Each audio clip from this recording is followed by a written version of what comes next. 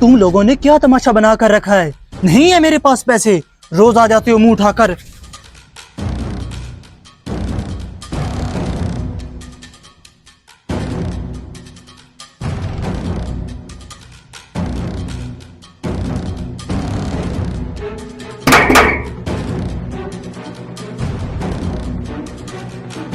हाँ जी बताओ, अब तुम क्या लेने आए हो?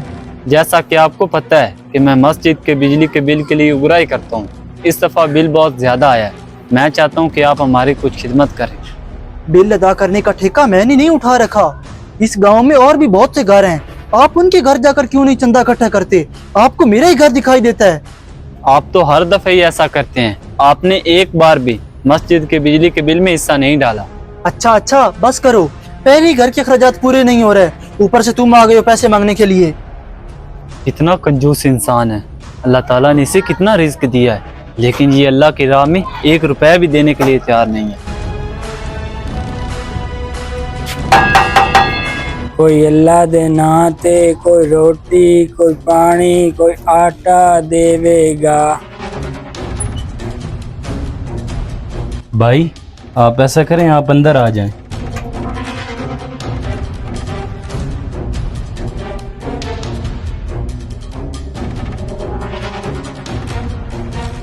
भाई ये लो पानी पी लो। मेरे घर में कोई खाने की चीज़ तो नहीं, लेकिन मेरे पास ये 500 रुपये हैं।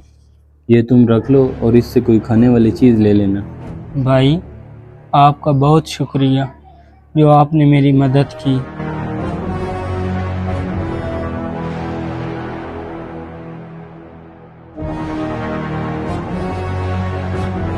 भाई आपने वो पैसे मांगने वाले क्यों दिए?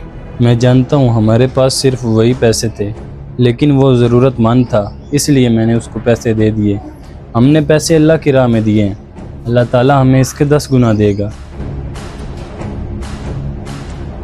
मेरे पास तुम्हारे लिए एक काम है, अगर तुम करना चाहो तो मैं तुम्हें इस काम के 5000 रुपये दूंगा। जी मैं तो काम ही तलाश कर रहा हूँ, आप मुझे काम दिखा दें और मैं आज से शुरू कर देता हूँ।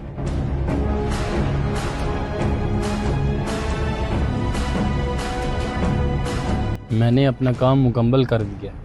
मैं तुम्हें देख रहा था, तुमने बहुत अच्छा काम किया है, शाबाश। और ये इस काम की मजदूरी। बेशक अल्लाह ताला किसी का उधार नहीं रखता। कुछ लोगों के पास पैसे होने के बावजूद भी वो अल्लाह की राह में पैसे खर्च नहीं करते। हालांकि रिज़्क देने वाली ज़ात तो अल्लाह की है। हमें चाहिए कि हम अल्लाह की राह में पैसे खर्च करें और गरीबों की मदद करें। अगर आपको हमारा ये मैसेज पसंद आए तो इसे ज़रूर शेयर करें।